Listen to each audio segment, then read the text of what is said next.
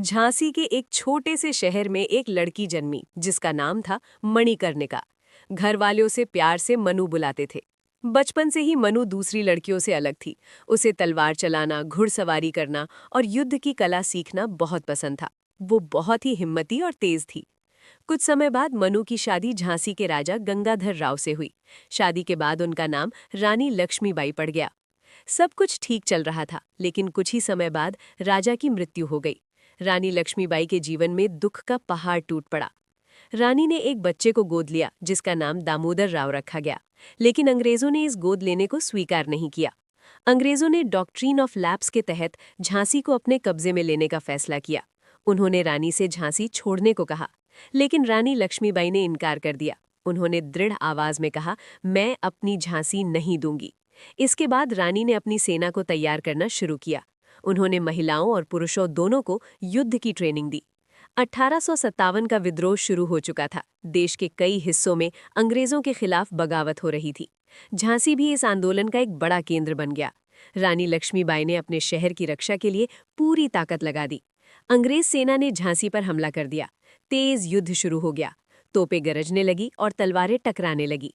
रानी लक्ष्मीबाई अपने घोड़े बादल पर सवार होकर युद्ध के मैदान में उतर गई। उनकी बहादुरी देखकर दुश्मन भी हैरान रह गए। युद्ध बहुत भयानक था। हर तरफ अफरा तफरी मची हुई थी, लेकिन रानी ने हार नहीं मानी। धीरे धीरे स्थिति और कठिन होती गई। अंग्रेज सेना झांसी के किले के करीब पहुंच गई। यहीं से शुरू होती है रानी लक्ष्मीबाई की सबसे रोमांचक कहानी। झांसी का किला अब अंग्रेजों से घिरा हुआ था। हर तरफ आग और अफरा तफरी का माहौल था, लेकिन रानी लक्ष्मीबाई ने हार नहीं मानी। रात के अंधेरे में अपने छोटे बच्चे को पीठ पर बांधकर रानी अपने घोड़े बादल पर सवार हुईं और झांसी के किले से बाहर निकल पड़ीं।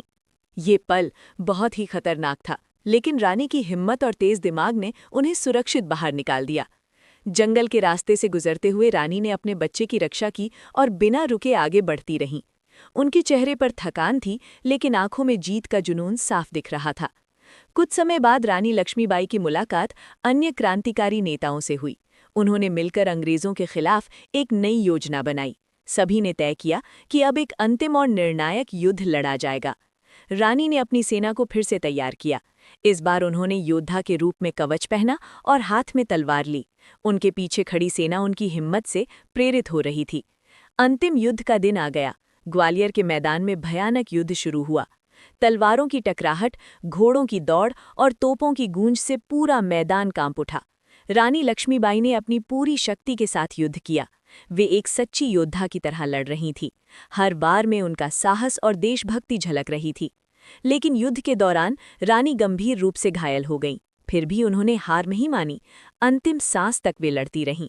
आखिरकार रानी लक्ष्मीबाई वीर गति को प्राप्त हुईं, लेकिन उनकी वीरता और बलिदान हमेशा के लिए अमर हो गया। आज भी जब हम उनका नाम लेते हैं तो गर्व से हमारा सीना चौड़ा हो जाता है। रानी लक्ष्मीबाई सिर्फ एक रानी नहीं, बल्कि एक अमर वीरांगना थीं।